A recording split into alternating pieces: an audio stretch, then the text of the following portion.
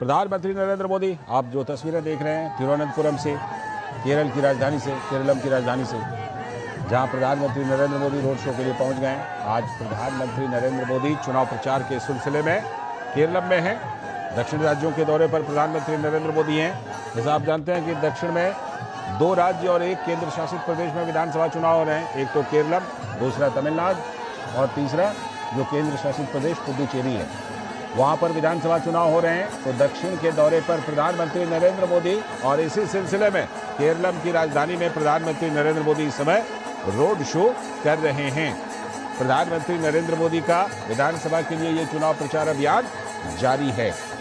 और इससे पहले प्रधानमंत्री नरेंद्र मोदी ने केरलम में ही तिरुवल्ला में एनडीए की एक विशाल जनसभा को भी संबोधित किया। और इस समय राजधानी तिरुवनंतपुरम में ये रोड शो, जिसमें कि देखिए पारंपरिक जो वाद्य यंत्र हैं उसका प्रयोग, वहां पर उत्साहित लोग जो प्रधानमंत्री नरेंद्र मोदी के ऊपर पुष्प बारिश कर रहे हैं, पारंपरिक नृत्य कर रही हैं महिलाएं।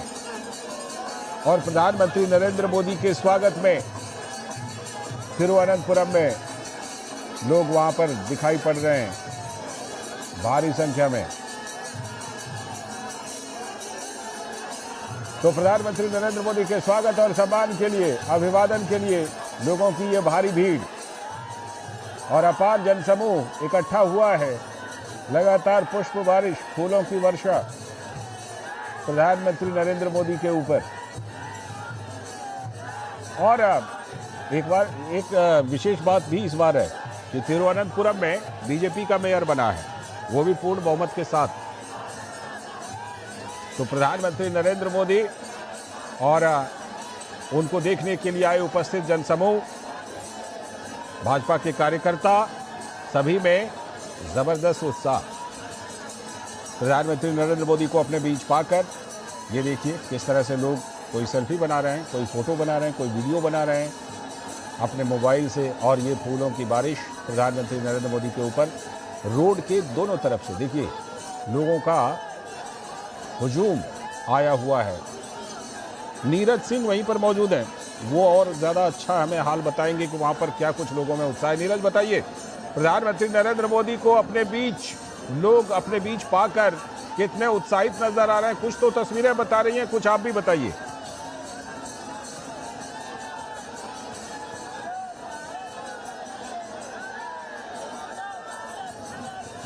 नीरज, आप तक आवाज आ रही है?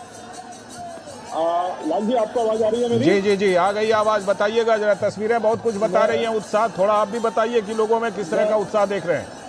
देखिए, मैं बिल्कुल वही बता रहा था कि प्रधानमंत्री का स्वागत केरलम की जो परंपरा है, जो संस्कृति है, उसी के आधार पर शुरू किया गया। आप देखें कि कथकली आपको दिखाई देगी, मोहिनी अट्टम यहाँ पर दिखाई देगा, कय्यम आपको दिखाई देगा जो देवताओं के सामने नृत्य किया जाता है, कलारी पट्टू के दृश्य आपको यहाँ पर दिखाई देंगे।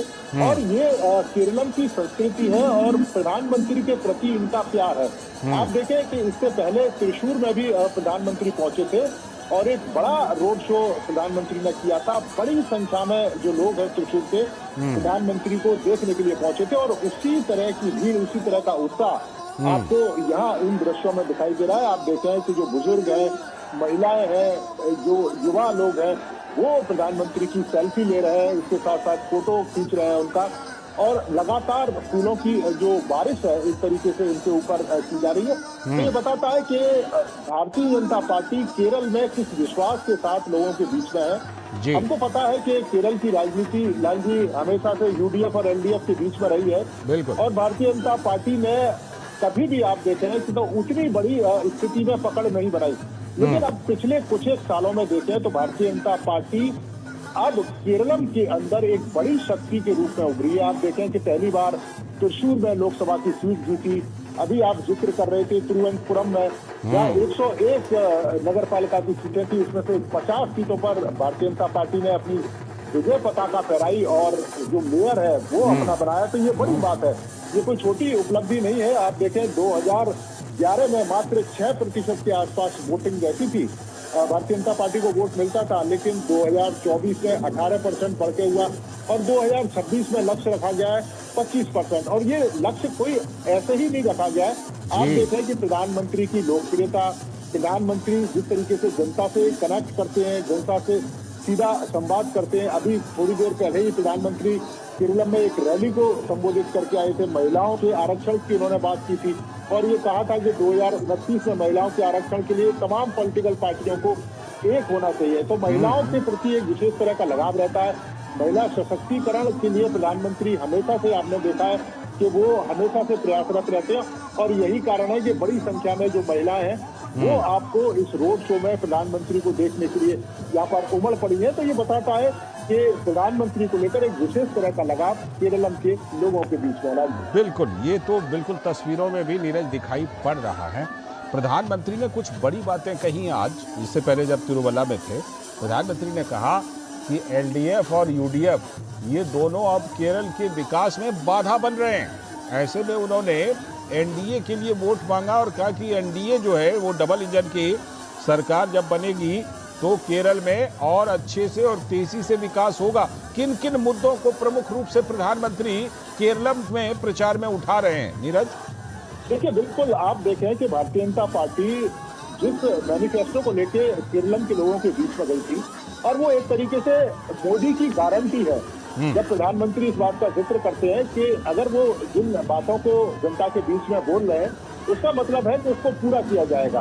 आप देखें कि जो बुजुर्ग महिलाएं, 70 साल से ऊपर की महिलाएं, जरूरतमंद महिलाएं, उनको 3,000 रुपए मासिक एक तरीके से जो पेंशन है उसमें वृद्धि की जाएगी, 3,000 तक दिया जाएगा। आप देखें कि खाद्य आरोग्य सुरक्षा कार्ड अगर सरकार बनती है तो महिलाओं को दिया जाएगा, जिसमें 2,500 रुपए का रिचार्ज होगा और गरीब महिलाएं दवा भी ले सकती हैं, किराने से सामान भी खरीद सकती हैं। मुफ्त एलपीजी सिलेंडर की बात करते हैं साल में 2 बार, एक बार ओणम के समय और एक बार क्रिसमस के समय। आप देखें कि बेहतर स्वास्थ्य की सेवाएं यहाँ उपलब्ध हो। एम्स की स्थापना का जो जिक्र है भारतीय जनता पार्टी करती है। हाई स्पीड नेटवर्क रेलवे का किस तरीके से यहाँ पर बनाया जाए, किस तरीके से जो केरलम के उत्तरी केरलम और दक्षिणी केरलम को जोड़ा जाए कनेक्टिविटी के लिहाज से, चाहे रोड कनेक्टिविटी हो या रेल कनेक्टिविटी हो, उस पर फोकस है। विकसित केरलम किस तरह का होगा और इसके साथ साथ सुरक्षित केरलम किस तरह का होगा, प्रधानमंत्री लगातार इस बात का जिक्र करते रहे और यही कारण है कि आप देखें कि वो ये कहते हैं कि एक बार एलडीएफ और एक बार यूडीएफ। अभी तक केरलम के लोगों ने केवल 2 ही जो ध्रुव है वो देखे हैं और जो तमाम समस्याएं वो आज जस के तस खड़ी है। या तो एलडीएफ उन समस्याओं पर ध्यान नहीं दे पाता था और ना ही जो यूडीएफ है वो दे पाता था। लेकिन तीसरा अब एक जो विकल्प मौजूद है और हमने देखा भी, लोगों के बीच में भी गए और लोगों के बीच में ही क्यों लाल जी, आप देखें कि त्रिशूर में जिस तरीके से सीट भारतीय जनता पार्टी ने जीती, आप देखें तिरुवनंतपुरम में जिस तरीके से नगर निगम के चुनावों में एक बढ़त हासिल की है, वोटिंग परसेंटेज हर चुनाव में बढ़ता हुआ आया है। पिछली बार देखें 2021 में तो करीब 12 सीटें ऐसी थी जहाँ पर बहुत नजदीकी मुकाबला था या मुख्य मुकाबले में थी। तो इस बार जो पॉलिटिकल जो विशेषज्ञ है वो भी ये कह रहे हैं कि भारतीय जनता पार्टी एक तीसरी ताकत के रूप में उभर रही है और लोगों के सामने एक विकल्प पेश कर रही है। और प्रधानमंत्री जब ये कहते हैं कि वो विकसित केरलम को एक तरीके से आगे लेके जाएंगे केरलम को, और किस तरीके से लेके जाएंगे, डबल इंजन की सरकार यहाँ पर किस तरीके से काम करेगी, उसका पूरा एक रोड मैप है जनता के बीच में पेश करते हैं। तो उसका जो असर है वो दिखाई देता है। हम देखें कि युवाओं को किस तरीके से तिरुवनंतपुरम में जो बात की गई थी आईटी हब के रूप में डेवलप किया जाएगा। आप देखें तो 3 अलग अलग क्षेत्रों को अलग अलग हिसाब से डेवलप करने की बात प्रधानमंत्री भी करते हैं और भारतीय जनता पार्टी भी करती है। को जैसे बिल्डिंग केंद्र के रूप में डेवलप किया जाएगा और कोझिकोड को स्वास्थ्य नवाचार केंद्र के ऊपर डेवलप किया जाएगा। आप देखें तिरुवनंतपुरम दक्षिणी केरलम का हिस्सा है, कोझिकोड उत्तरी केरलम का हिस्सा है और कोची मध्य केरलम में आता है। तो इस पूरे केरलम को किस तरीके से विकसित किया जाए उसका एक road map Bharatiya Janata party ने यहाँ के लोगों के बीच में रखा है।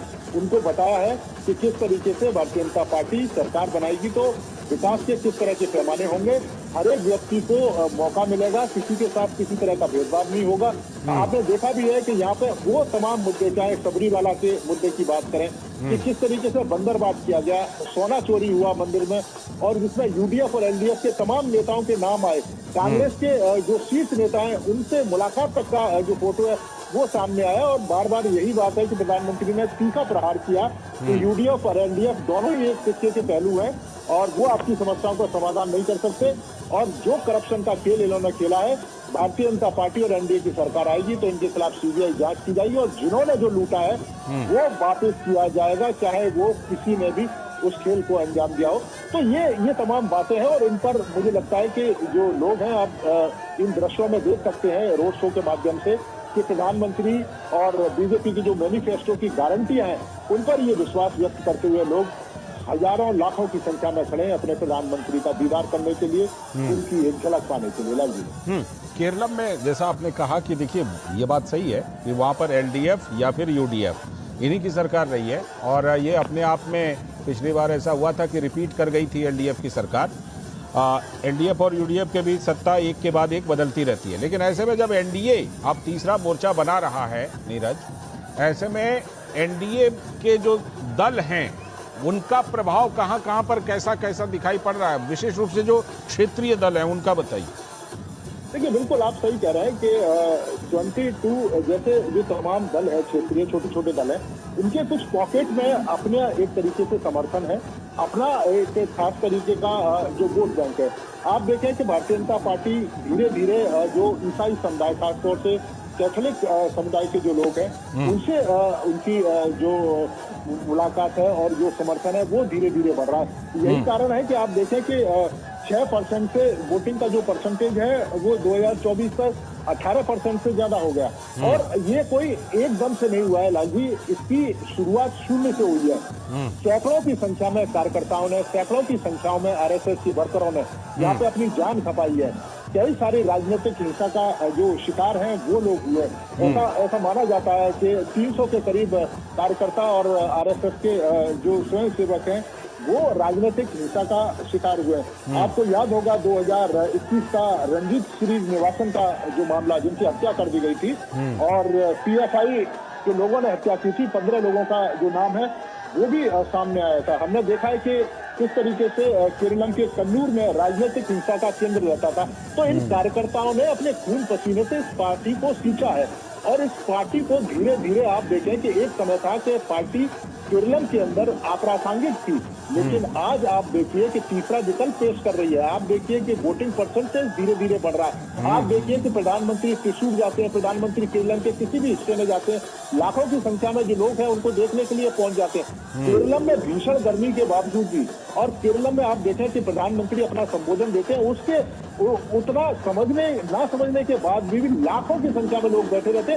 तो प्रधानमंत्री पर एक विश्वास है उनका, प्रधानमंत्री की जो गारंटी है, मोदी की गारंटी है, उसके ऊपर विश्वास है और यही कारण है कि भारतीय जनता पार्टी ने 25% से ज्यादा का लक्ष्य रखा है 2026 में और उसके लिए जी जान से कोशिश कर रहे हैं। पार्टी के तमाम कार्यकर्ता कोशिश कर रहे हैं, पार्टी के तमाम पदाधिकारी कोशिश कर रहे हैं। आप देखें कि यहाँ बीजेपी के बड़े बड़े जो लोग हैं, चाहे हम राष्ट्रीय अध्यक्ष की बात करें, जेपी नड्डा जी की बात करें, अमित शाह जी की बात करें, इसके अलावा किरण रिजिजू की बात करें, तमाम लोग यहाँ पर अपनी मेहनत कर रहे हैं, पसीना बहा रहे हैं ताकि इस पार्टी को खड़ा किया जा सके, जिन स्वयं सेवकों ने अपनी जान गंवाई। जी, आप स्वयं सेवकों की बात कर रहे थे ना, तो मुझे मास्टर सदानंद याद आ गए, जिन्होंने अभी हाल में राज्यसभा में बहुत कुछ बताया था कि केरलम में होता क्या रहा है और उनके साथ भी क्या हुआ था।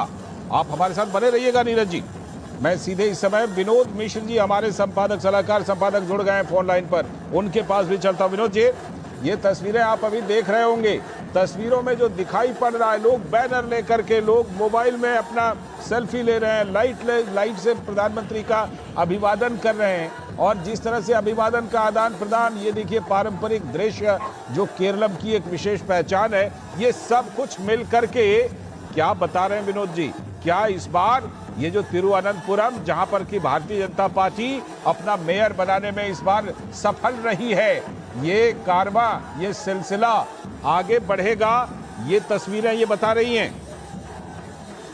ये ऐतिहासिक है और जब आप ऐतिहासिक कहते हैं तो तिरुवनंतपुरम उस ऐतिहासिक क्षण के, ऐतिहासिक पल का गवाह भी बनने जा रहा है।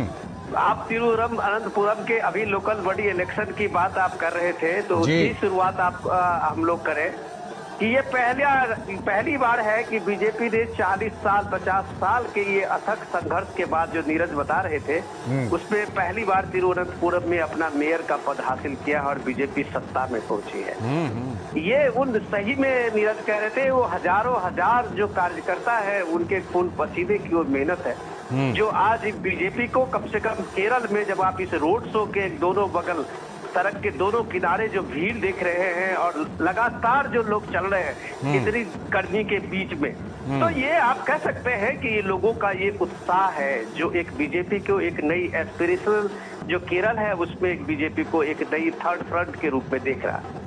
लेकिन इससे इम्पोर्टेंट ये है कि जिस आज विधानसभा में पीएम मोदी के दोनों विधानसभा में ये अभी रोड शो चल रहा है लाल जी, तो नरवम का उस कंस्टिट्यूंसी में पिछली बार 2016 में बीजेपी ने एक सीट पाई थी। जो लोग कहते हैं कि बीजेपी केरल में कहाँ है, मैं सिर्फ उनके याद दिलाने के लिए बता दूं कि 2016 में जो राजीव चंद्रशेखर अभी जिस सीट से खड़े हुए हैं 2016 में पहले बीजेपी इस पे जीती थी। 2021 में वो सीटें बीजेपी ने लूज की और इस बार राजीव चंद्रशेखर जो खुद पार्टी के अध्यक्ष हैं वो इस सीट से खड़े हैं। जो राजीव चंद्रशेखर अभी बीजेपी के प्रदेश अध्यक्ष हैं और प्राइम मिनिस्टर के साथ अभी इस रोड शो में साथ आप दिख रहे होंगे।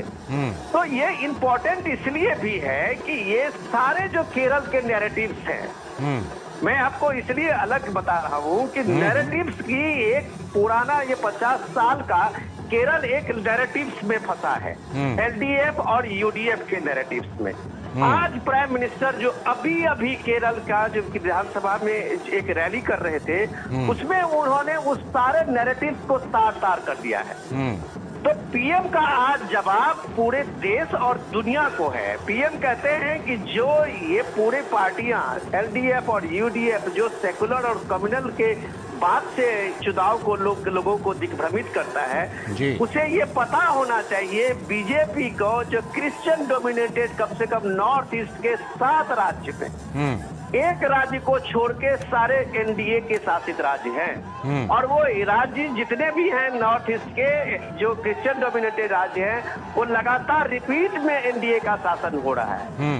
गोवा में जो क्रिश्चियन डोमिनेटेड गोवा का आप यहाँ देखिए कि बीजेपी रिपीटेड गोवा में वहाँ शासन कर रहा है। तो केरल में जितनी बातें ये फैलाई जा रही है वो सीधे एक भय और एक डर को दिखा के कि बीजेपी आएगी तो क्या होगा, ये बात को पीएम ने आज पूरी तरह से इनका डिफ्यूज कर दिया। दूसरा जो आज का जो पॉलिटिक्स आप देखिए कि इस समय में पीएम मोदी केरल में है, तो इस समय राहुल गांधी भी केरल में है। कांग्रेस के लिए भी ये प्रतिष्ठा का सवाल है। आज मैं राहुल गांधी के 2-3 जो रैलियों को देख रहा था और राहुल गांधी जो बात रख रहे थे वो सीधे है कि राहुल गांधी पूरे के पूरे एक इंटरनेशनल डिप्लोमेसी इंडिया को कैसे एक केरल के एक रीजनल पॉलिटिक्स में शिफ्ट कर रहे थे।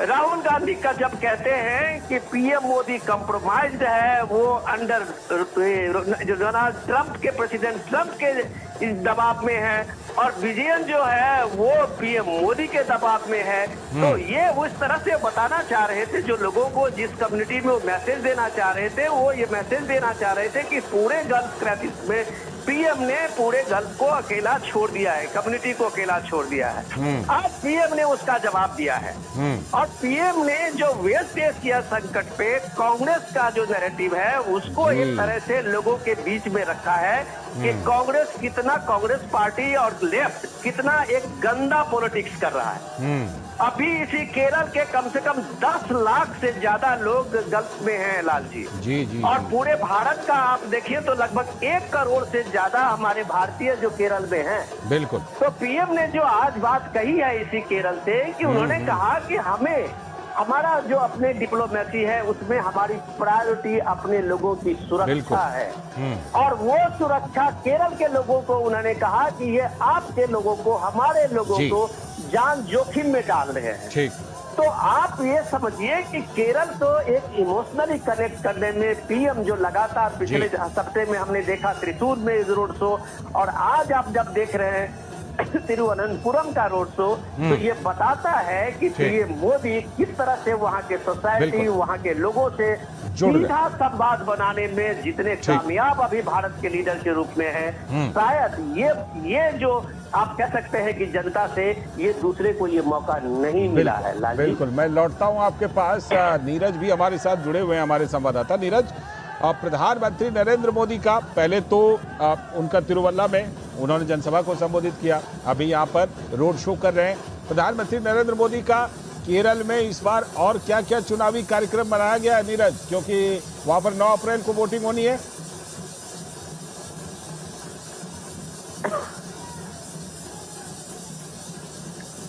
नीरज, आप तक आवाज आ रही है?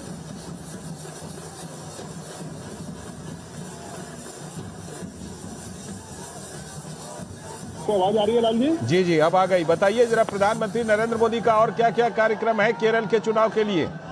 देखिए, आज तक ही प्रधानमंत्री का जो शेड्यूल है वो आया था लाल जी। हालांकि अभी भी 3 दिन बाकी है, क्योंकि 7 तारीख तक जो प्रचार है वो होगा।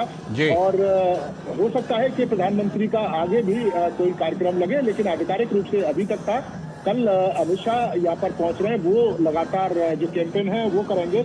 अभी जैसा कि विनोद जी जिक्र कर रहे थे, 2016 में जो निमम की सीट जीती थी वो राजगोपाल जी थे जिन्होंने जीत हासिल करी थी 2016 में। बिल्कुल बिल्कुल। और मैं आपको बता दूं कि उसके बाद लगातार भारतीय जनता पार्टी के जो तमाम कार्यकर्ता हैं वो केरलम के अलग अलग हिस्सों में, अलग अलग भागों में जाकर अपनी सरकार की नीतियों को बताने में लगे हैं। अपनी सरकार किस तरीके से लोगों की भलाई के लिए काम कर रही है, किस तरीके से महिलाओं के लिए काम कर रही है, युवाओं के लिए किस तरीके से स्टार्टअप और एआई के माध्यम से एक नई बेहतर अपॉर्चुनिटी दी जा रही है। आप देखिए कि एक सबसे बड़ा दुर्भाग्य हम केरलम का कहें कि भारत का पहला टेक्नो पार्क केरल के अंदर था, वो भी तिरुवनंतपुरम में पहला टेक्नो पार्क। और वहाँ के युवाओं का एक आप ये देखिए कि निराशा देखिए कि बड़ी संख्या में जो युवा हैं वो ये कहते हैं कि हम यहाँ पर उच्च शिक्षा तो प्राप्त कर लेते हैं, लेकिन यहाँ पर जॉब अपॉर्चुनिटी उतनी बढ़िया नहीं है। उनको खाली देशों में, उनको यूरोप में जाकर जॉब करना पड़ता है। और उसके कारण एक बड़ी आबादी जो उनके माँ बाप की है वो एकाकीपन का जीवन जी रही है यहाँ पर। उनके पास उनके बच्चे नहीं है, उनके पास बच्चों के बच्चे खेलने के लिए नहीं है। तो वो एक एकाकीपन इस पूरे विधानसभा क्षेत्र और केरल के अलग अलग हिस्सों में आपको दिखाई देगा। और यही कारण है कि जो युवा है वो एक आशा भरी नजर से देख रहे हैं। वो चाह रहे हैं कि यहाँ पर यूडीएफ और एलडीएफ जो लगातार खेलती रही है और अभी तक कोई उस तरीके का विकास यहाँ देखने को नहीं मिला जो युवाओं को बेहतर अपॉर्चुनिटी दे पाए। हमने देखा है कि केरल के जो लोग हैं, उच्च शिक्षित लोग हैं, बेहतर शिक्षा प्राप्त करते हैं, लेकिन अगर उसी हिसाब से जॉब नहीं मिले तो निश्चित तौर पर एक निराशा भी मिलती है। तो वो चाहते हैं कि जो विकल्प हमारे सामने पेश किया जाए, जो विकल्प हमारे सामने आया है, तो वो विकल्प अगर केरल के विकास के लिए, केरल में ऐसे उद्योग धंधे, ऐसी जो व्यवस्था है वो अगर यहाँ पर करें, यहाँ पर अगर जो आईटी हब बनाए और यहाँ पर जॉब क्रिएट की जाए, तो उन लोगों को शायद खाड़ी देश में या यूरोप में जॉब कर जाने की जरूरत नहीं होगी। वो अपने घरों में, अपने माँ बाप के पास, अपने स्टेट के अंदर जॉब कर पाएंगे और बेहतर अपॉर्चुनिटी पा पाएंगे। तो ये एक बड़ा, मुझे लगता है कि यहाँ के लोगों का एक मलाल है, खासतौर से युवाओं का और जो बुजुर्ग लोग हैं। इसके बाद देखें कि बड़ी संख्या में जो सबरीमाला और दूसरे जो धार्मिक संस्थान है, धार्मिक मंदिर है, उनसे बड़ी संख्या में जो लोग जुड़े हुए हैं। जिस तरीके से आप देखें कि यूडीएफ और एलडीएफ का एक राय रहती है इन मंदिरों के बारे में, मंदिरों की धार्मिक परंपराओं के बारे में, उसको लेकर भी लोगों में एक रोष है। आप देखें कि सबरीमाला में जिस तरह का स्टैंड यूडीएफ और एलडीएफ ने लिया, और बड़ी संख्या में आप देखें कि यहाँ के जो खासतौर से हिंदू संप्रदाय के जो लोग थे वो खासे खुश नहीं थे कि जिस तरीके से सरकार जो रुख है वो अपना रही थी। मंदिर के अंदर सोना चोरी हुआ, यूडीएफ और एलडीएफ के जो लोग उसमें शामिल पाए गए और उनको कोई मुकम्मल सजा नहीं दी गई, उनको कोई मुकम्मल एक तरीके से पनिशमेंट है उसका प्रावधान नहीं किया गया, और एक दूसरे पर गेंद फेंकते रहे। वो उसके पाले में गेंद फेंकता रहा, वो उसके पाले में गेंद फेंकता रहा। तो जनता स्वस्थ है।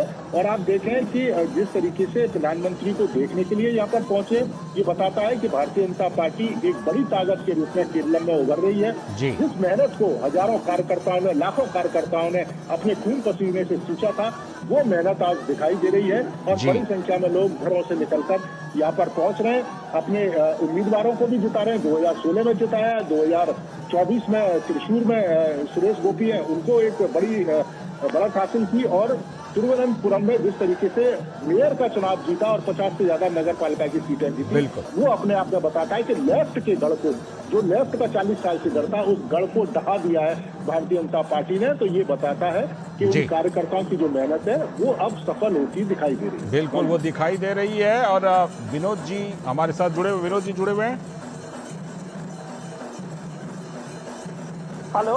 हाँ विनोद जी, अभी नीरज जिक्र कर रहे थे सबरीमला वाले मामले का। सबरीमला वाले मामले को बीजेपी एनडीए जोर शोर से उठा रही है चुनाव में। विनोद जी, आपको लगता है केरल के चुनाव में ये एक बड़ा मुद्दा बन सकता है? केरल के चुनाव के मुद्दा तो लाल जी है ही। पूरे जो यूडीएफ का कांग्रेस पार्टी ने जो लोकल बॉडी इलेक्शन में चुनाव का एक अपना सिलसिलेवार तरीके से आप देखिए चुनाव का जीत का ये परचम लहराया था, तो उसमें सबरीमाला मंदिर का एक बड़ा इशू था। लेकिन बीजेपी ने पूरे के पूरे उनके कैंपेन को हवा निकाल दिया जब जो सबसे जो प्रमुख उनके अभियुक्त हैं उन्नीकृष्णन, उनको सोनिया गांधी के साथ में पिक्चर को लाके बीजेपी ने सोशल मीडिया पे जब वायरल लेफ्ट के लोगों ने इसे किया था एलडीएफ ने, उसके बाद राहुल गांधी बैकफुट पे आ गए। तो आज प्राइम मिनिस्टर मोदी ने खुद इसका जिक्र किया है कि ये दोनों जो हैं ये एक दूसरे पे सिर्फ आरोप लगाते हैं, और केंद्र की तरफ से जब सीबीआई का इसमें इंक्वायरी की बात कही गई थी तो दोनों पार्टियों में से किसी भी पार्टी ने इसकी चर्चा नहीं की और न कोई विधानसभा में इसका समर्थन किया था। तो ये डुप्लीकेसी जो है इस दोनों पार्टी का, ये बात प्रूफ है। रही बात में जो इम्पोर्टेंट है, आप इस स्टेज पे देखिए पीएम के साथ में इसमें रोड शो में इस यात्रा में पीएम के साथ जो ताने बसाने खड़े हैं उसमें आप मुरलीधरन को देखिए, फॉर्मर मिनिस्टर रहे हैं, राजीव चंद्रशेखर फॉर्मर मिनिस्टर रहे हैं, उसके साथ साथ मैडम शोभा भी है जो एक महिला के रूप में वहाँ बीजेपी के पिछले कई वर्षों से उनका एक नाम है, एक कर्मठ कार्यकर्ता वो बीजेपी की है। तो आज पीएम ने एक बड़ा मैसेज दिया है केरल से। इस रोड शो में आप ये देखिए कि महिलाओं को अगर आप ये प्रायोरिटी की बात और नारी बंधन शक्ति का जो अधिनियम को जो ये पार्लियामेंट में ये 2-3 दिन का जो स्पेशल सेशन रखा गया है, वो उसकी चर्चा आज पीएम ने लोकसभा के विधानसभा के इलेक्शन से की है। ये आज का सबसे बड़ा डेवलपमेंट है कि पीएम ने इस बात पे जोर दिया कि दक्षिण के राज्यों में जब ये बात फैलाया जाता है कि राहुल गांधी जब कहते थे कि जिसकी जितनी आबादी उसका उतना हक, तो पीएम ने कहा कि ये केरल के लोगों ने जो जनसंख्या नियंत्रण पे काबू पाया है, तमिलनाडु के जो लोगों ने जनसंख्या नियंत्रण पे काबू पाया है, आंध्र के लोगों ने जो काबू पाया है, वो इसकी सजा उनको नहीं मिलेगी। इसलिए ये लोग जो भ्रम फैला रहे हैं कि डिलिमिटेशन में इनका हक मारा जाएगा, तो पीएम ने एक तो वो एक्श्योर किया केरल से कि इसमें किसी भी स्टेट का हक नहीं मारेगा, जो भी उनका रिप्रेजेंटेशन मिलता है उसमें डिलिमिटेशन में उनको वही रिप्रेजेंटेशन मिलेगा, उसमें जनसंख्या का आधार नहीं होगा। मतलब आप जो ये स्टेट ये दावा नहीं कर सकता कि उसकी इतनी बड़ी आबादी है और उतना बड़ा हक जो राहुल गांधी कहते रहे जी। दूसरी बात उन्होंने ये भी कही केरल के इसी में आप महिलाओं का जो उत्साह देखिए और महिलाओं के उत्साह में देखिए कि उस सीधे मेन स्ट्रीम में लाने के लिए और महिलाओं को जिस तरह से पीएम ने रखा है फ्रंट पे, तो वो सीधे ये मैसेज है कि आने वाला जो अभी पार्लियामेंट का सेशन होगा उसमें नारी शक्ति बंधन अधिनियम इस देश का सबसे बड़ा मुद्दा बनने वाला है। पीएम ने ये भी कहा कि पार्लियामेंट में जिस राज्यों की जितने सीटें हैं उसके अतिरिक्त सीटें जो नारी शक्ति के लिए महिलाओं के लिए वो रिजर्व किया जाएगा, उसमें किसी भी पार्टी के किसी भी दल का कोई भी उसमें नुकसान नहीं होने वाला। तो अब आप समझिए कि ये भारत के आधी आबादी को 50% से ज्यादा की आबादी को अगर इतना बड़ा एम्पावरमेंट आज केरल के इस विधानसभा चुनाव से पीएम ने कहा है, तो मुझे लगता है कि आने वाला समय में जो कांग्रेस को डर है, जो कांग्रेस पार्टी बार बार जयराम रमेश का आपने देखा कल प्रेस कॉन्फ्रेंस भी किए थे, वो कह रहे थे कि विधानसभा चुनाव के बीच में इसको चर्चा करना या इस पे पार्लियामेंट में डिस्कस करना मॉडल कोड ऑफ कंडक्ट का एक तरह से इसका हनन है। लेकिन यह पार्लियामेंट का ऑन गोइंग सेशन है जिसमें महिला शक्ति अधिनियम का अगर बिल पास होता है लाल जी, तो ये भारत की महिलाओं के लिए आप समझ सकते हैं कि मेन स्ट्रीम पॉलिटिक्स में आने का एक सबसे बड़ा मौका मिलेगा। और आप जब प्राइम मिनिस्टर मोदी की इस रोड शो में जब बीजेपी के सबसे तेज तर्रार महिला नेता को आप देखते हैं तो वो भी उसका मैसेज है। और लाल जी जब आप महिलाओं को सामने में देखते हैं तो आज की महिलाएं जो एम्पावर्ड हैं, केरल की महिलाएं भारत के अन्य हिस्सों से पिछले कई दशक से पहले से एम्पावर्ड है। केरल की महिलाएं अगर आप लिटरेसी के रूप में देखिए तो लिटरेसी में भी भारत के अन्य राज्यों से केरल की महिलाएं का ज्यादा लिटरेसी परसेंट है, ज्यादा लिटरेट है। तो ये आप कह सकते हैं। और वहाँ महिलाएं का जिस तरह से आप देखिए, चाहे सिविल सर्विसेज में हो या नर्सिंग सर्विसेज में हो, हर में महिलाओं की अपनी एक भूमिका है। हमारे जैसे राज्यों में अगर आप देखिए कि महिलाएं आज पढ़ लिख के आगे आने लगी हैं, लेकिन इस केरल में पिछले कई वर्षों से आप ये देखिए पूरे गल्फ से लेके हर जगह जहां जहां क्राइसिस हुआ है, केरल की नर्सों को प्राइम मिनिस्टर मोदी एक भाई की तरह, चाहे वो बगदाद में आप देखिए, चाहे यमन में देखिए, वो नर्सिंग सेवा के सर्विस में लगे हुए केरल की वो बहनें थी, तो उनको प्राइम मिनिस्टर ने सकुशल अपने घर वापस लाया है। तो ये जो कमिटमेंट है लाल जी, वो एक दिन में नहीं बनता। ये जो विश्वास है वो एक दिन में नहीं बनता। और प्राइम मिनिस्टर मोदी आज अगर केरल के इस इलाके में भी वही विश्वास, वही भरोसा, वही अपनत्व अगर उन्होंने दिया है, तो लोगों का ये कारवां देखिए पिछले कई घंटों से यहाँ पे खड़ा है और ताना बसाना पीएम की गाड़ी के साथ में काफिला आगे चल रहा है। बिल्कुल। मुझे लगता है कि इस देश के एक राजनेता के रूप में पीएम की सबसे बड़ी उपलब्धि है। बिल्कुल, ये उपलब्धि तस्वीरों में दिखाई पड़ रही है नीरज। जो तिरुवनंतपुरम में जहां पर ये रोड शो हो रहा है, ये कौन सा इलाका, कौन सा क्षेत्र तिरुवनंतपुरम का, राजधानी का, जहां पर प्रधानमंत्री ये रोड शो कर रहे हैं?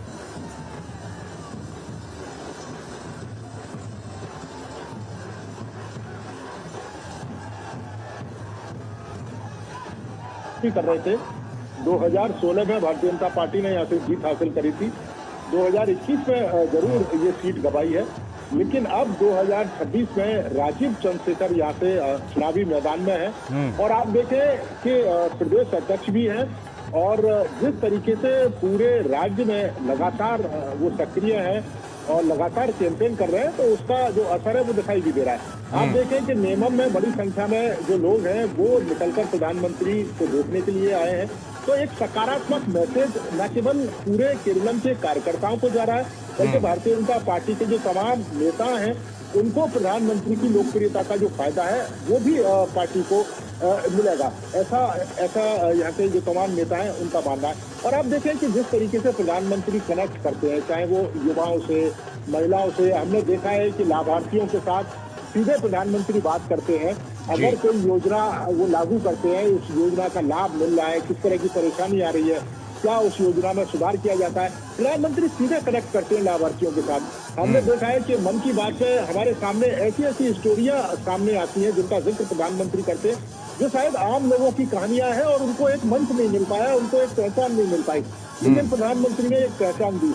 हमने देखा है कि किस तरीके से प्रधानमंत्री तमाम माध्यमों के द्वारा, चाहे ट्विटर हो, इसके अलावा फेसबुक हो, इंस्टा हो, उनसे सीधे तौर से युवा आबादी से, तमाम लोगों से सीधे जुड़ते हैं। हमने देखा है कि माई जीओवी पोर्टल, जहाँ पर टोल फ्री नंबर है, उसके माध्यम से लोग अपनी बातें रख सकते हैं, अपनी कहानियां बता सकते हैं, उन्होंने क्या किया है। हमने देखा है कि किस तरीके से पद्मश्री जैसे अवार्डों को जनता के बीच तक पहुंचाया गया, क्योंकि कुछ खास वर्गों तक वो अवार्ड पहुंचते थे, लेकिन अब जनता के उन लोगों तक, उन पिछड़े लोगों तक जिनको कोई पूछता नहीं था, लेकिन उन्होंने अपनी जिंदगी खपा दी थी समाज की सेवा के लिए, और उनको एक मंच प्रदान किया है, उनको एक पहचान दी है, उनको सम्मान किया। तो ये बड़ी बात है। और यही कारण है कि आप देखें कि ग्रास रूट से प्रधानमंत्री चाहते हैं कि जो भला हो और जो योजना है वो ग्रास रूट पर उन लोगों के पास पहले पहुंचे वो वास्तविक अधिकारी हैं। और यही कारण है कि मोदी की जो गारंटी, जो विश्वास व्यक्त करता है, आप देखें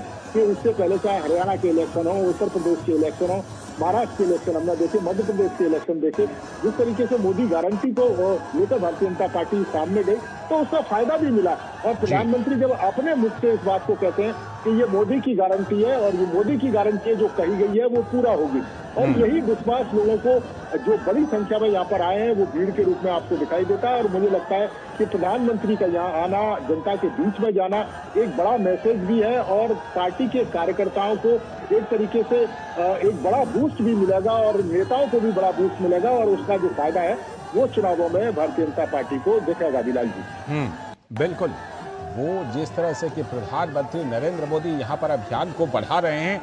विनोद जी, अभी कुछ दिन पहले जो स्थानीय निकाय चुनाव में बीजेपी का शानदार प्रदर्शन हुआ था, उसके बाद 100 से भी अधिक लोग केरल से मिलने के लिए प्रधानमंत्री से दिल्ली आए थे। प्रधानमंत्री ने उसमें एक बहुत महत्वपूर्ण बात कही थी कि एक समय था जब अहमदाबाद नगर निगम में हमने ऐसी ही अपनी सरकार बनाई थी, मेयर बनाया था, और अब गुजरात में 3 दशक से भी ज्यादा समय से बीजेपी की सरकार है। कितनी बड़ी बात प्रधानमंत्री ने कही थी, क्या इशारा था प्रधानमंत्री का?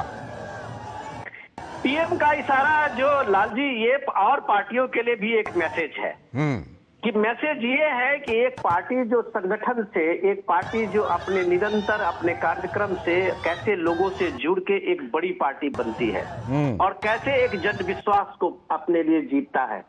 ये चीज जो नैरेटिव्स है, आज अगर हम उसी पे चर्चा करें, जो प्राइम मिनिस्टर के आने से आज यहाँ केरल की जो पॉलिटिक्स है उस पे मैं थोड़ा सा आपको हाईलाइट दे रहा हूँ इस यात्रा के साथ साथ।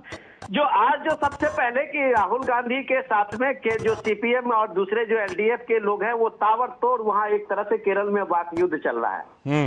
राहुल गांधी लगातार इस बात को लेकर टारगेट कर रहे हैं कि ये जो विजयन है वो सीधे सीधे पीएम मोदी के साथ साथ आरएसएस के साथ मिले हुए हैं और ये एक तरह से बी टीम है। तो ये जो सीधा आज इस आरोप के साथ साथ अब आप देखिए कि सीधे आज चर्चा ये है कि इसी जगह पे जहां पीएम की आज रैली है वहां एसडीपीआई के सपोर्टेड जो कैंडिडेट है उसका सपोर्ट आज सीपीएम ने मांगा है। तो आप सोच सकते हैं कि एक पीएफआई जो बैंड ऑर्गेनाइजेशन है और उस पीएफआई के बैंड ऑर्गेनाइजेशन के जो पॉलिटिकल विंग है एसडीपीआई, वो आज केरल में वामपंथी सरकार के पार्टी सीपीआईएम जो यूडीएफ है उससे सपोर्ट मांगा है कि आप तिरुवनंतपुरम के इससे दोनों कंस्टिट्यूएंसी में आप हमारा समर्थन कीजिए। तो अब सवाल है कि लेफ्ट की वो आइडियोलॉजी कहाँ गई कि जिसमें वो ये बात कहते रहते कि हम इक्वल डिस्टेंस रखते हैं आरएसएस से भी और एसडीपीआई से भी। और आज अगर उनके कैंडिडेट वहां एसडीपीआई के लोगों से सीधे समर्थन मांग रहे हैं और जो कि उनको मिल रहा है, तो ये एक छलावा है केरल के पॉलिटिक्स में जिसको राहुल गांधी सेकुलरिज्म कहते हैं। तो उनके साथ में वही मुस्लिम लीग की पार्टी का चस्पा है जिसका दावा है कि केरल में अभी जो लोकल बॉडी इलेक्शन में जो कांग्रेस की जीत हुई है उसके पीछे मुस्लिम लीग है, जिसका दावा है कि वायनाड में राहुल हो या प्रियंका की जीत होती है तो उसके पीछे वही मुस्लिम लीग और जमात होता है। तो अब सवाल है कि इसमें वो कौन सा सेकुलर कैरेक्टर वो केरल के सामने में रखेंगे, चाहे वो यूडीएफ हो चाहे वो एलडीएफ हो। इसने एक नैरेटिव देके जो पूरे के पूरे एक वहां की बड़ी आबादी की अपनी संस्कृति थी, अपनी परंपरा थी, उसको किस तरह से रूइन किया है। आज केरल के 1400 से बड़े मंदिर आज सरकार के नियंत्रण में है। जो उसकी संपदा और उसकी चीजें जब कांग्रेस की सरकारें थी तब लूटी गई और अब जब लेफ्ट की सरकारें हैं पिछले 10 साल से तब लूटी जा रही है। तो सवाल ये है कि आप कैसे एक हिंदू की वहां जो उसकी प्रतिष्ठित और उसकी पारंपरिक हजारों साल की परंपरा है उसको इस परंपरा में उसको कब्जा करके सरकारी संपत्ति बना के उसका दोहन कर रहे हैं। दूसरी जगह आप इस बात का इजाजत देते हैं कि कोई भी संस्था है, कोई भी चीजें हैं, तो उसके लिए आप लोगों में भ्रम फैलाते हैं कि इस पे सरकार ये रोक लगा रही है, इस पे सरकार ये रोक लगा रही है। तो ये पूरे नैरेटिव के खेल में देखिए कि आज जब आप प्राइम मिनिस्टर का रोड शो देखते हैं और पीएम मोदी के इस तिरुवनंतपुरम राजधानी में इस तरह का बड़ा रोड शो देखते हैं, तो मुझे लगता है कि आने वाले समय में चाहे वो यूडीएफ हो या एलडीएफ हो, उनके नैरेटिव का असर शायद अब लोगों के मन से धूमिल हो गया। ये जो लाखों जो हजारों लोगों के हाथ में मोबाइल फोन से खींचते हुए तस्वीरें हैं वो आपको सीधे सीधी गवाही देता है कि तिरुवनंतपुरम कितना बदल गया है। वो केरल जिसको एक प्रोग्रेसिव के नाम पे उसके साथ छलावा हुआ था, वो केरल कैसे अपने बैक टू बेसिक में लौटा है। वो केरल कैसे उन चीजों को एक सांस्कृतिक उसका जो धरोहर था उसको लेके अपनी पहचान कैसे बनाई है। तो ये सारी तब्दीली हुई है लाल जी, वो सिर्फ मैं ये नहीं कहूंगा कि बीजेपी के आने से हुई है, वो तब्दीली हुई है कि वहाँ के वो कर्मठ कार्यकर्ता, वहाँ के वो लोग, सदानंद मास्टर सदानंद जैसे लोग, ऐसे सैकड़ों हजारों लोगों ने इसके लिए कुर्बानी दी है, इसके लिए बलिदान दिया है, इसके लिए जीवन खपाया है। तो आज उनका नैरेटिव के रूप में आप देखते हैं जब ये हजारों लोगों के फोन सीधे सीधे पीएम क्या एक सेल्फी लेने के लिए दोनों बगल खड़ा है। तो मुझे लगता है कि ये मंजिल पहुंचने में बीजेपी के लोगों ने या संघ के कार्यकर्ताओं ने या आम लोगों ने शायद बहुत ही अपना पसीना खून बहाया। लाल जी बिल्कुल बिल्कुल, वो उसी की बात मैं कर रहा था कि एक दृश्य तो राज्यसभा में दिखाई पड़ा था विनोद जी, जब मास्टर सदानंद वहां पर अपनी कहानी सुना रहे थे। लेकिन नीरज ये बताइए कि जिस तरह से कि एलडीएफ और यूडीएफ दोनों एक दूसरे पर आरोप लगाते हैं कि तुम बीजेपी से मिले हुए हो, ये कहीं ना कहीं क्या इस बात की लड़ाई है कि एक विशेष वर्ग में, एक विशेष वोटर वर्ग में अपने आप को सेक्युलर का चैंपियन साबित करने की कोशिश के तहत दोनों ऐसा कर रहे हैं क्या? बिल्कुल आप सही कह रहे हैं लाल जी। और आप देखिए कि ये बड़ा दुर्भाग्य है कि यूडीएफ और एलडीएफ अभी केरलम के अंदर आमने सामने हैं और एक दूसरे के ऊपर न केवल हर तरह के आरोप लगा रहे हैं बल्कि व्यक्तिगत आरोप भी लगा रहे हैं और एक दूसरे को भारतीय जनता पार्टी की बी टीम कह रहे हैं। आप देखिए कि यही लेफ्ट है जो तमिलनाडु में कांग्रेस के साथ है, यही लेफ्ट है जो ईडी गठबंधन में कांग्रेस पार्टी के साथ है। तो केरलम के लोग समझ रहे हैं इस खेल को कि ये जो एक दूसरे के ऊपर आरोप लगा रहे हैं ये मात्र राजनीति के तहत आरोप लगा रहे हैं, जनता का सीधा कोई सरोकार इनसे नहीं है और ना ही ये जनता की भलाई के लिए इस तरह के आरोप लगा रहे हैं। जनता समझ रही है कि केवल राजनीति के तहत गद्दी लेने के लिए, ज्यादा से ज्यादा सीटें जीतने के लिए और खास एक समुदाय को संतुष्ट करने के लिए इस तरह के आरोप लगाए जा रहे हैं। आप देखें कि 14 सीटें हैं तिरुवनंतपुरम में, 14 विधानसभा की सीटें हैं और ये ज्यादातर सीटें यूडीएफ और एलडीएफ के पास रही हैं। आप देखें कि उसी तिरुवनंतपुरम में 50 सीटें जीतकर भारतीय जनता पार्टी ने वहां के नगर निगम पर एक तरीके से कब्जा किया और अपना मेयर का जो पद है वो हासिल किया। और उसी तिरुवनंतपुरम में प्रधानमंत्री को देखने के लिए हजारों लाखों की संख्या में लोग सड़कों पर उतर कर आए। तो ये बड़ा बदलाव है और ये बदलाव दिखाता है कि यूडीएफ और एलडीएफ की जो राजनीति पैरेलल रही है, जो ध्रुवीय राजनीति रही है, उस राजनीति का कहीं ना कहीं नुकसान उन लोगों को उठाना पड़ा है। आप देखें कि इस बार भी यूडीएफ के कई सारे जो नाराज लोग थे वो एलडीएफ से चुनाव लड़ रहे हैं, एलडीएफ के कई सारे नाराज लोग हैं वो यूडीएफ से चुनाव लड़ रहे हैं। तो जनता है वो ये देख रही है कि हम जब 5 साल पहले 10 साल पहले जिस सरकार को हमने चुना था, जो वायदे हमसे सरकार ने पूरा करने के लिए कहे थे, वो वायदे सरकार आज तक पूरा नहीं कर पाई है। और उससे पहले एलडीएफ की यूडीएफ की सरकार थी, उसने भी उन वायदों को पूरा नहीं किया और आज फिर यूडीएफ और एलडीएफ उन्हीं नए तरीके के वायदों को लेकर जनता के बीच में है और वो उन वायदों को पूरा करने के लिए बात कर रहे हैं। तो जनता देख रही है 40-50 साल से इन खेल को यूडीएफ और एलडीएफ के बीच में। और मुझको लगता है कि यही कारण है कि तीसरा जो विकल्प एनडीए के रूप में उभरा है, भारतीय जनता पार्टी का यहाँ लगातार जनाधार बढ़ा है, तो एक तरीके से स्वीकार्यता केरलम के लोगों में भारतीय जनता पार्टी की बनी है। आप देखें कि जो ईसाई समुदाय है और इसके अलावा जो मुस्लिम समुदाय के 45% के आसपास वोटिंग का जो 45% के आसपास आबादी है और उसमें भारतीय जनता पार्टी ने, जैसा मैं जिक्र कर रहा था और विनोद जी भी जिक्र कर रहे थे कि ईसाई समुदाय के बहुत सारे स्टेट ऐसे हैं जो भारतीय जनता पार्टी के पास है। वो एक बेस्ट एग्जाम्पल है जो लगातार वहाँ पर जो सरकार है वो भारतीय जनता पार्टी की और वहाँ पर ईसाई बड़ी संख्या में है। और आप देखें कि ईसाई समुदाय के जो लोग हैं वो लगातार प्रधानमंत्री की सभाओं में जाते रहे हैं। तो हमने यहाँ पर भी हजारों की संख्या में उन लोगों को देखा।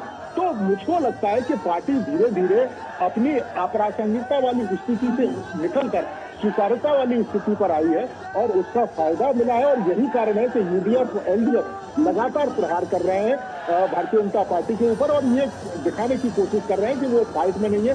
जबकि आप देखें कि जो पॉलिटिकल विशेषज्ञ है वो कह रहे हैं कि एक बड़ा बदलाव देखने को मिल सकता है, क्योंकि जो यूथ है वो आप देखें कि जॉब चाहिए उसको, जो सांप्रदायिक खासतौर से जो हिंदू धर्म से जुड़े हुए लोग हैं, जो सबरीमाला और जो तमाम 140 यहाँ पर जो मंदिर हैं उनसे जुड़े हुए लोग हैं, वो देख रहे हैं कि उनकी आस्थाओं के साथ, उनके संसाधनों के साथ किस तरीके से खिलवाड़ किया जा रहा है, यूडीएफ और एलडीएफ के द्वारा लूट की जा रही है, उनके नेता उन चीजों में इन्वॉल्व है। तो ये चीजें जनता समझ रही है और इस खेल को भी समझ रही है कि एक बार गेंद यूडीएफ के पाले में, एक बार गेंद एलडीएफ के पाले में और उनकी समस्याओं का कोई स्थायी समाधान यहाँ नहीं मिला। अब जैसे विनोद जी जिक्र कर रहे थे, मैं आपको यहाँ पर बता दूं, कोजाकुट्टम जो सीट विधानसभा सीट से जी मुरीदी चुनावी मैदान में, ये टेक्नो पार्क जो इंडिया का पहला टेक्नो पार्क है, उसी विधानसभा क्षेत्र का हिस्सा है। और आप देखें कि वहाँ पीने के पानी की समस्या है लाल जी, वहाँ पर पाइप लाइनें खुदी पड़ी है और वहाँ एक बड़ी आबादी, वो स्टोरी भी हमने की थी, वो बड़ी आबादी कह रही है कि हमारे घरों तक पीने का पानी नहीं पहुँच रहा है। हमने देखा है कि वहाँ किस तरह की अव्यवस्थाएं वहाँ पर मौजूद है। रोड आप देखिए कि रोड छोटी है, इंक्रोचमेंट है कई सारी जगहों पर।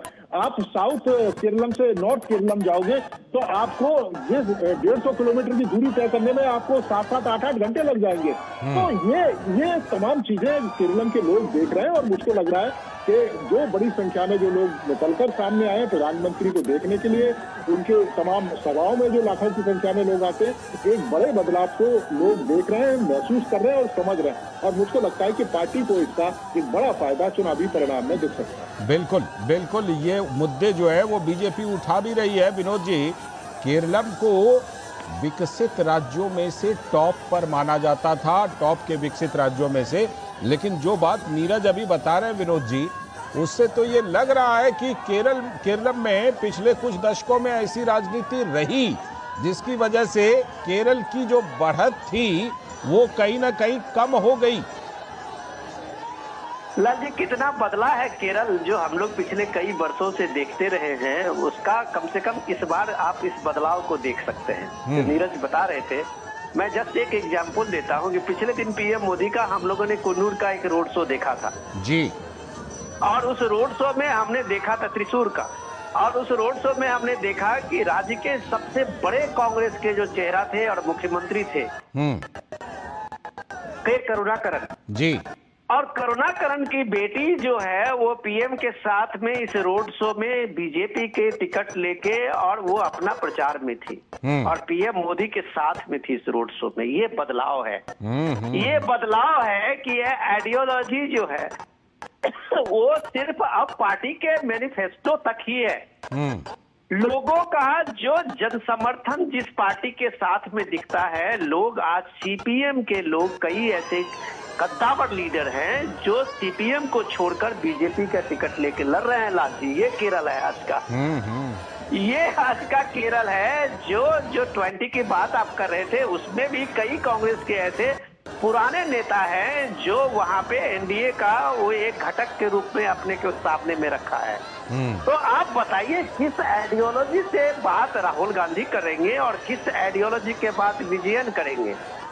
यहाँ आइडियोलॉजी ये है सॉरी कि अगर इस देश के लोगों से प्राइम मिनिस्टर मोदी ने संवाद बनाया है तो चाहे वो अंडमान निकोबार का हो, चाहे पुडुचेरी का हो, चाहे नॉर्थ ईस्ट के किसी स्टेट का हो, चाहे केरलम का एक इलाका हो, जी, संवाद जो पीएम का बना है लोगों के साथ में, ये जन संवाद आज सारे आइडियोलॉजी पे भारी है। इसलिए आप देखते हैं कि करुणाकरन की बेटी भी बीजेपी में है और सीपीआई के सीपीएम के बड़े नेता है वो भी बीजेपी के टिकट पे है। तो ये बदलाव केरल आपको इस चुनाव में एक खास रिजल्ट लेके दिखाएगा। बिल्कुल नीरज, जो बात अभी विनोद जी कह रहे हैं कि कई ऐसे नेता जो पहले बड़े नेता एलडीएफ में थे, यूडीएफ में थे, वो अब एनडीए की तरफ आ रहे हैं, ये भी एक बड़ा फैक्टर बन सकता है इस बार के चुनाव में। नीरज,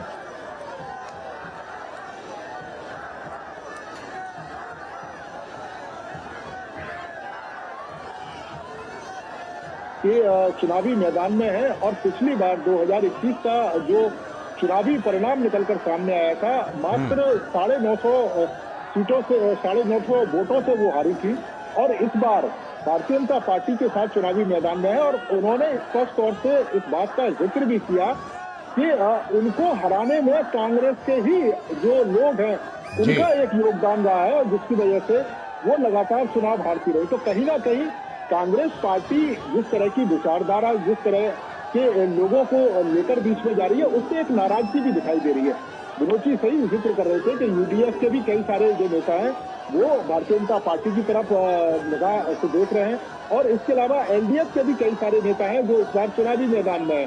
तो ये एक बड़ा बदलाव हमको देखने को मिल रहा है कि यूडीएफ और एलडीएफ जो दो ध्रुवीय राजनीति केरल में दिखने को मिलती थी हमको, वो अब तीसरे कोण की तरफ झुक रही है और वहां से लोग निकलकर एनडीए का हिस्सा बन रहे हैं और भारतीय जनता पार्टी के साथ मिलकर खड़े हुए हैं। तो ये बड़ा बदलाव है और ये बदलाव कोई आसानी से नहीं हुआ। इसके लिए पार्टी ने बहुत मेहनत करी है, इसके लिए उनके कार्यकर्ताओं ने बहुत योगदान दिया है। दिन रात आज भी हम देखते हैं कि पार्टी के जो कार्यकर्ता गली गली मोहल्ले मोहल्ले हर जगह पर अपनी बात रखने के लिए, पार्टी की बात रखने के लिए, पार्टी के मैनिफेस्टो को बताने के लिए तमाम लोगों से पार्क से लेकर चाय की दुकानों तक चर्चाएं करते हैं, डिस्कस करते हैं, उनको बताते हैं कि किस तरीके से हम लोग बेहतर विकल्प पेश कर सकते हैं, किस तरीके से केरलम के लोगों को जो आस रहती थी पॉलिटिकल पार्टियों से और एलडीएफ और यूडीएफ के बीच में वो घिरे रहते थे और एक पाले से दूसरे पाले में जाते थे और उनकी समस्याओं का समाधान नहीं होता था, वो समाधान पेश कर सकते हैं। आप देखें कि भारतीय जनता पार्टी ने जिस मैनिफेस्टो को जारी किया है उसमें सामाजिक और आर्थिक सुरक्षा के साथ साथ केरलम का विकसित केरलम को कैसे करना है उसका एक रोड मैप सामने रखा है कि किस तरीके से इस पूरे केरलम में विकास किया जाएगा, कैसे अपॉर्चुनिटी लोगों तक पहुंचाई जाएंगी, किस तरीके से स्वास्थ्य सेवाओं को यहाँ और ज्यादा बेहतर किया जाएगा, जैसे तिरुवनंतपुरम को आईटी हब के रूप में डेवलप किया जाएगा। युवाओं की एक बड़े समय से मांग है और बड़ी संख्या में युवाओं को जॉब भी मिलेगा। कोच्चि को किस तरीके से हम शिप बिल्डिंग केंद्र के रूप में डेवलप कर सकते हैं, जो विदेशों से भी शिप वहां पर अगर पहुंचेंगे और उनका वहां पर मरम्मत होगी तो निश्चित तौर पर बड़ी संख्या में जॉब भी क्रिएट होगा और लोगों को उसका जो आर्थिक फायदा है वो भी मिलेगा। कोझिकोड को किस तरीके से स्वास्थ्य नवाचार केंद्र के रूप में हम डेवलप कर सकते हैं। बड़ी संख्या में हमने देखा है कि जो लोग हैं स्वास्थ्य लाभ लेने के लिए केरल आते हैं, लेकिन धीरे धीरे स्वास्थ्य सुविधाएं उतनी बेहतर नहीं है और यही कारण है कि आप देखें कि देश के दूसरे हिस्सों में लोगों ने जाना शुरू कर दिया। तो ये एक रोड मैप प्रस्तुत किया मोदी गारंटी के रूप में। रबड़ के जो किसान हैं, मसाला और चावल का उत्पादन या धान की खेती करने वाले जो किसान हैं उनको कैसे सशक्त किया जा सकता है, उनको कैसे उनकी फसल का न्यूनतम जो मूल्य है वो दिया जा सकता है, उसकी बात पार्टी ने की। इसके साथ साथ आप देखें कि केरलम के लोगों को, जैसा मैं जिक्र कर रहा था कि पीने के पानी की एक बड़ी समस्या है तिरुवनंतपुरम में कुछ विधानसभा क्षेत्रों में, तो 20,000 स्वच्छ पीने का पानी हर महीने भारतीय जनता पार्टी ने अपने मैनिफेस्टो में इसका जिक्र किया। और अब देखें कि प्रधानमंत्री ने कई तरह की योजनाएं, चाहे उज्ज्वला योजना हो, हर घर जो नल है जल पहुंचाने की योजना हो, उसकी हम बात करें, कनेक्टिविटी की बात करें, road connectivity, rail connectivity, highway connectivity, इस दिशा में बड़ी संख्या में काम भी किया है। आप देखें कि पिछले कुछ सालों में 3 लाख करोड़ से ज्यादा का जो पैसा है वो केंद्र सरकार ने यहाँ की तमाम योजनाओं में खर्च किया। आप देखें कि तिरुवनंतपुरम में ही थोड़ी दूर पर जाकर जो एक बड़ा जो एशिया का सबसे बड़ा जो पोर्ट है वो यहाँ पर खोला गया और उसका जो फायदा है जो यहाँ के जो युवा हैं उनको सीधे मिल रहा है। मछुआरे और मछली पालन से जुड़े हुए हजारों लाखों की संख्या में जो लोग हैं वो सीधे तौर पर उसका जो फायदा है वो उनको मिल रहा है। आप देखें कि मछुआरों को लेकर तमाम तरह की केंद्र सरकार की योजनाएं जिनका फायदा उनको लगातार मिल रहा है। तो ये बड़े बदलाव हैं और प्रधानमंत्री की ये तमाम जन कल्याणकारी योजनाएं जिसका जो फायदा है वो केरल के जो लोग हैं उनको सीधे मिल रहा है और उनको भी ये समझ में आ रहा है कि अगर डबल इंजन की सरकार रहेगी, यहाँ पर भी भारतीय जनता पार्टी की सरकार है, केंद्र में भी भारतीय जनता पार्टी की सरकार है, तो उन योजनाओं में जिन योजनाओं में एलडीएफ रोड लगाता था वो योजनाएं सुचारू रूप से और जल्द समय में वो पूरी हो पाएंगी और उसका जो फायदा है वो लोगों को मिल पाएगा। तो ये बातें धीरे